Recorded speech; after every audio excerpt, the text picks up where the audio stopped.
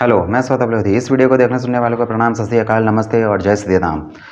थोड़े दिन पहले आपने देखा होगा कि सोशल मीडिया पर ढोंगरेश और उसका एक राजकुमार और एक गाली देने वाली आंटी कुप्रिया श्रीनेते कहती थी कि भारत में नफरत बहुत बढ़ गई है। एक वाकई में दिल दहलाने वाली घटना सुबह सामने आई और उसने ये सोचने को मजबूर किया कि ये जो नफरत रोज आपके घरों में परोसी जाती है, टीवी चैनल के माध्यम से, आपके ड्राइंग रूम में, आपके बेडरूम्स में, जहां देखो, व्हाट्सएप के माध्यम से, सोशल मीडिया के माध्यम से, ये नफरत वाकई में इस देश के लोगों को हैवान और राक्षस बना रही है। कहां ले आई है ये नफरत इस देश को? योगी और मोदी की ये नफरत ने इस देश के लोगों को दरिंदा और हैवान बना के रख दिया है। जयपुर मुंबई की एक ट्रेन में आरपीएफ के कांस्टेबल चेतन सिंह नामक व्यक्ति ने अपने वरिष्ठ साथी टीकाराम मीणा की और 3 और लोगों की हत्या कर दी और हत्या के बाद शव के पास खड़े होकर, जिसमें 2 मुसलमान थे, खड़े होकर कहा, अगर हिंदुस्तान में रहना है तो योगी मोदी कहना है। ये कौन सी भक्ति है? ये क्या हैवानियत है? पहले उसने गोली मारी अपने वरिष्ठ टीकाराम मीणा को, उसके बाद मधुबनी के एक व्यक्ति अब्दुल कादिर को गोली मारी, उसके बाद वो पैंट्री में गया, उसने वहां पर एक आदमी को मार डाला, उसके बाद वो दूसरे कोच में गया और जयपुर के एक चूड़ी बेचने वाले व्यक्ति असगर काई की गोली मार के हत्या कर दी। और वहां पर उसने ये कहा कि टीवी चैनल के माध्यम से पता चलता है, वो दिखाते हैं कि पाकिस्तान में आपके आका है और हिंदुस्तान में रहना है तो योगी मोदी कहना है। ये क्या हो गया है इस देश में? और कब सोचेंगे हम कि नफरत के चलते हम इस देश में ज़ॉम्बीज बना रहे हैं, हम इस देश में चलते फिरते हैवान बना रहे हैं। आज चेतन सिंह था, कल कोई और होगा। इस पर विचार कब होगा? क्या नफरत से भरा यह देश कभी आगे बढ़ पाएगा? क्या इस कदर नफरत घोलने के बाद इस देश का अस्तित्व बचेगा? आज सवाल सबके सामने यह है कि यह सिर्फ चेतन सिंह की बात नहीं है, या टीकाराम मीणा की बात नहीं है, या असगर काई या अब्दुल कादिर की बात नहीं है। यह बात है कि अगर संभवतः इन लोगों की लड़ाई जो थी वो कुछ समुदाय को लेकर हुई, तो अगर मैं आपके लीडर को नहीं मानूंगा और अगर मैं योगी की तारीफ नहीं करूंगा या मोदी की बुराई कर दूंगा तो आप मुझे गोली से उड़ा दीजिएगा। अब आप उसको जो भी कह लीजिए, आप कहने वाले कह रहे हैं कि वो मानसिक रूप से परेशान था, तो ऐसा व्यक्ति नौकरी पर ही क्यों था? लेकिन ट्रिगर जो था वो था हिंदू मुसलमान में लड़ाई, ट्रिगर जो था वो हिंदुस्तान पाकिस्तान था, ट्रिगर जो था वो मोदी योगी की भक्ति था। अपने देश के लोगों को मारने वाले लोग हैवान होते हैं और इस देश में हैवानियत और दरिंदगी भरने का काम मोदी जी और योगी जी आप कर रहे हैं। और अपने मीडिया के साथियों से कहूंगी, आपके हाथ खून से सने हुए हैं, क्योंकि इस कत्लेआम में आप भी उतने ही शामिल हैं। ये जो रोज नफरत का बाजार लगाते हैं, याद रखिए ये लोगों की जान ले रहा है। ऐसा ही एक हैदराबाद का मवेशी जो कहता था कि भारत में हिंदुओं के अंदर रेडिकलाइजेशन किया जा रहा है, और अभी 2 दिन पहले जयपुर एक्सप्रेस का जो कांड है, उसके बाद पूरा का पूरा लेफ्टिस्ट इस्लामिस्ट मीडिया और उसके जो कार्यकर्ता हैं अर्थात जिहादी हैं, वो सोशल मीडिया के ऊपर हिंदुओं को हिंदू टेररिस्ट, हिंदू आतंकवाद, हिंदुत्व आतंकवाद के नाम से उनको बदनाम कर रहे थे। परंतु अचानक 31 जुलाई और उसके पहले मुहर्रम के टाइम पर जो मुसलमानों ने अपनी इस्लामिक शांति प्रियता का प्रदर्शन किया है, वो देखने के लायक है। आपने देखा होगा कि हरियाणा नूह में, मेवात में मुस्लिमों ने एक प्री प्लान करके, जैसे दिल्ली में किया था, जैसे राजस्थान में के करौली में किया था, जैसे खरगोन मध्य प्रदेश में किया था, वैसा ही प्री प्लान करके मुस्लिमों ने हिंदुओं के ऊपर अर्थात वीएचपी की, बजरंग दल की जो कलश यात्रा थी, उसके ऊपर हमला किया। मैं यहाँ पर हिंदुओं को कुछ चीज़ें बताना और समझाना चाहता हूँ। यदि आप राजनीतिक तौर पर अनपढ़ हैं तो आपको सबसे पहले बौद्धिक तौर पर शिकार बनाया जाएगा और उसके बाद में आपको भौगोलिक तौर पर और शारीरिक तौर पर नुकसान पहुंचाया जाएगा। बौद्धिक तौर पर आपको ऐसे नुकसान पहुंचाया जाएगा कि आपको बताया जाएगा कि जहाँ जहाँ बीजेपी आरएसएस होती है, हिंदू होते हैं, वहाँ पे दंगे होते हैं। तो सबसे पहले आप अपने मन में से एक ख्याल, एक कुतर्क, एक राजनीतिक कुविमर्श को निकाल दीजिए, क्योंकि फ्रांस में, स्विट्ज़रलैंड में, डेनमार्क में, नॉर्वे में, स्पेन में, इटली में, यहाँ तक कि पाकिस्तान में, बांग्लादेश में, ईरान में कहीं पर भी हिंदू बहुल नहीं है। दूसरी चीज़, लोग कहते हैं कि हिंदू खुद षड्यंत्र और साजिश करते हैं और बीजेपी उसको आगे बढ़ाती है। यदि ऐसा होता तो 1947 के विभाजन के वक्त जो दंगे हुए जिसमें कई हिंदू महिलाओं के ऊपर इस्लामिक भीड़ ने बलात्कार किया और उन हिंदू महिलाओं को ये भी नहीं पता था कि उनके साथ में कितने मुसलमानों ने बलात्कार किए हैं, तो ऐसी घटनाएं नहीं घटने वाली थी, बल्कि इससे उल्टा होने वाला था। दूसरी चीज़, लोग कहते हैं कि बीजेपी ऐसा करवाती है। यदि बीजेपी ऐसा करवाती होती तो आज तक जिन राज्यों में बीजेपी है और नहीं है तो वहाँ पर धर्मांतरण और दंगे नहीं होते। केरल में बीजेपी शासन में नहीं है, वहाँ खुद ईसाई पाश्चर और ईसाई लोगों ने कहा था कि हमारे साथ में लव जिहाद हो रहा है।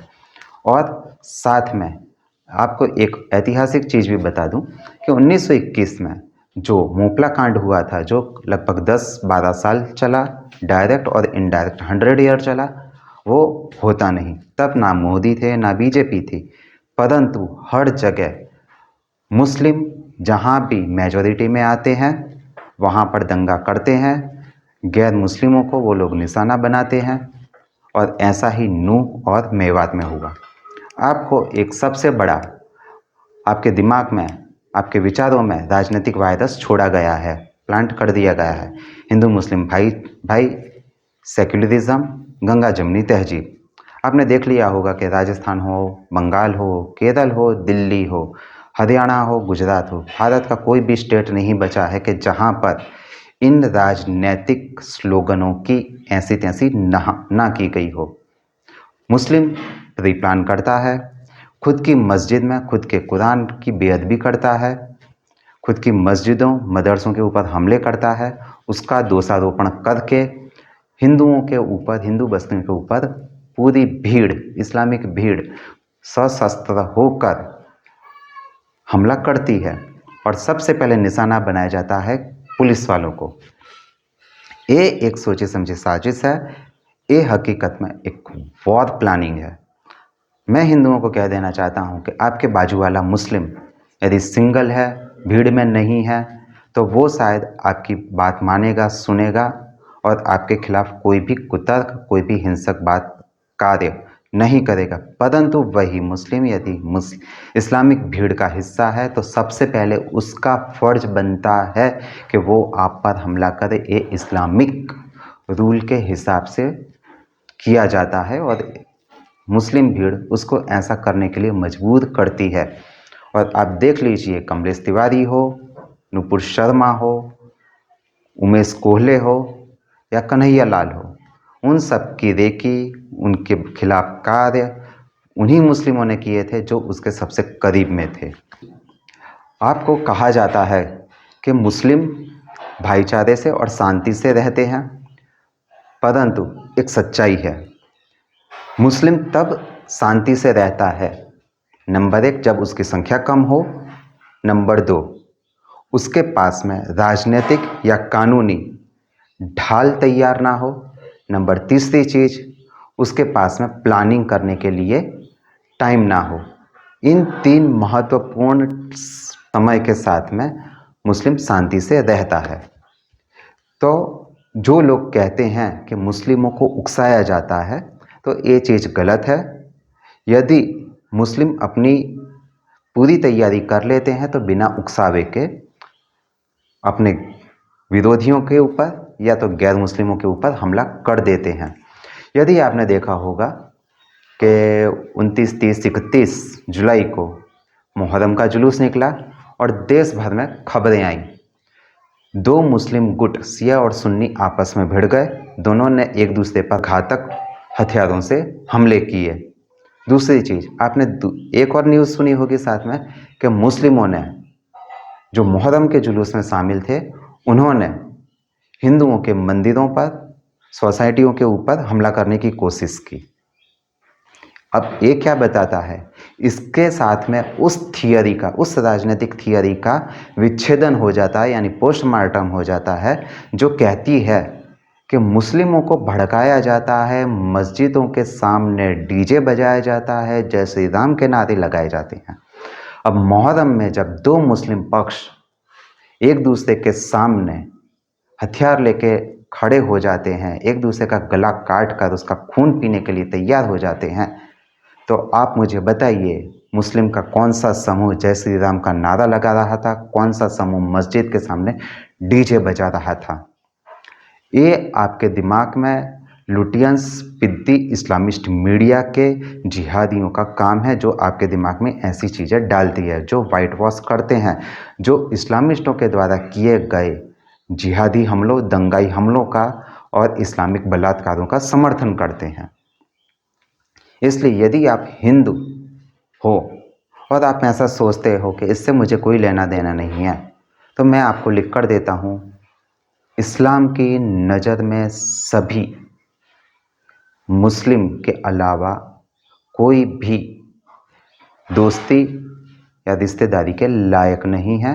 वो आपको शत्रु के तरह से देखेंगे, भले आप सेक्युलर हिंदू हैं या आप अपने राजनीतिक और धार्मिक मान्यताओं के प्रति वफादार रहने वाले हिंदू हैं।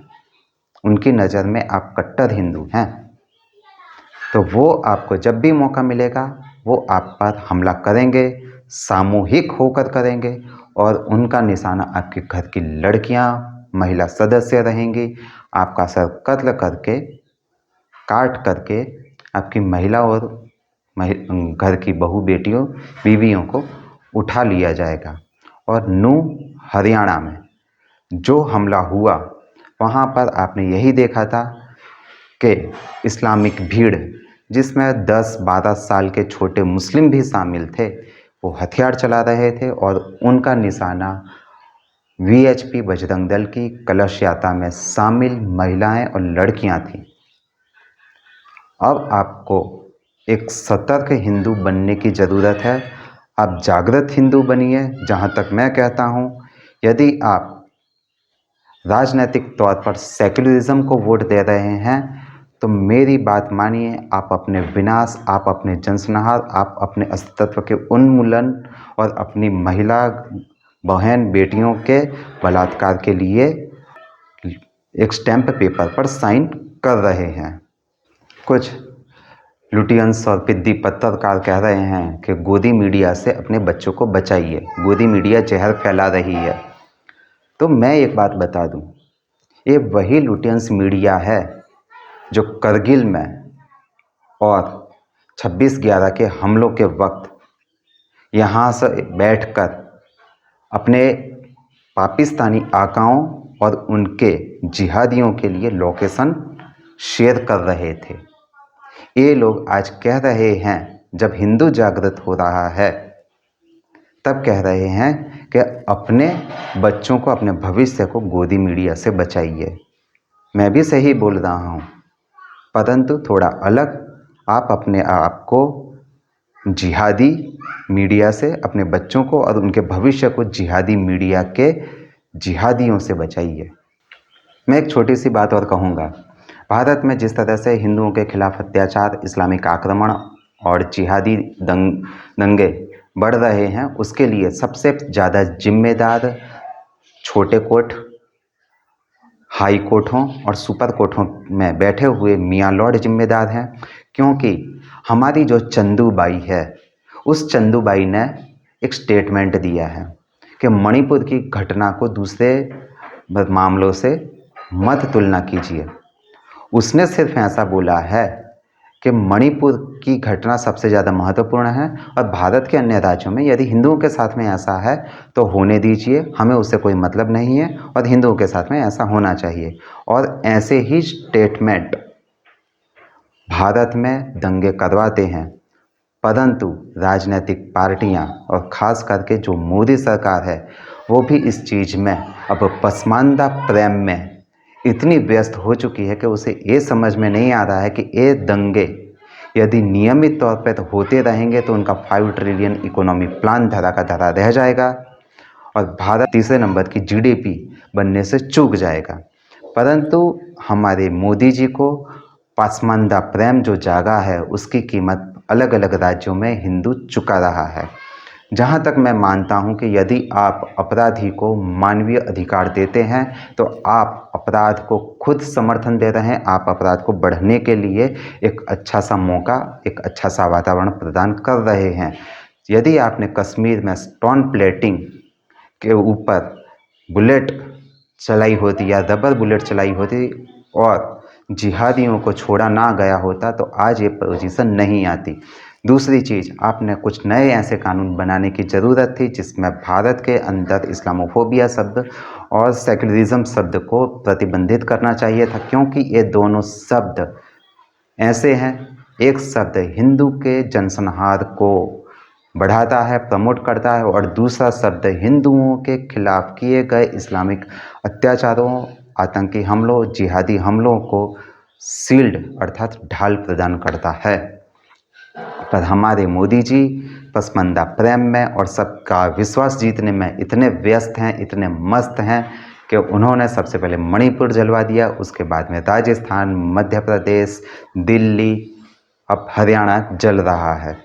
पता नहीं कि बंगाल में हिंदुओं की क्या हालत है, क्योंकि जो राजनीतिक पार्टियां अपने कार्यकर्ताओं को नहीं बचा पाती है, हकीकत में आप अपने विपक्ष के जाल में फंस चुके हैं। जो ये बता रहा है, ये समझा रहा है कि जो राजनीतिक पार्टी अपने कार्यकर्ता को बचा नहीं पा रही है वो हिंदुओं को और भारत को सुरक्षित नहीं रख पाएगी।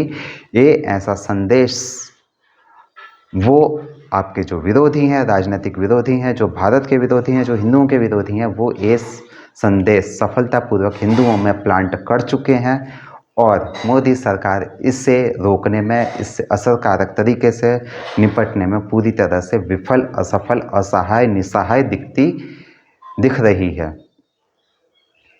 जहाँ तक मैं मानता हूँ कि भारत में हिंदू मुस्लिम दंगों का इतिहास है और इसके लिए एक्सक्यूज़ देने के लिए हिंदुओं को बीजेपी, आरएसएस, मोदी जरूरी नहीं है कि वो परिबड़ हो या वो कारण हो, परंतु इस्लामिक दीनी तालीम मुस्लिमों को हर गैर मुस्लिम के खिलाफ लड़ने के लिए उकसाती है और इस्लाम मूलतः राजनीतिक विचारधारा है जिसका एकमात्र उद्देश्य हर सत्ता को हराकर खुद की सत्ता स्थापित करना है।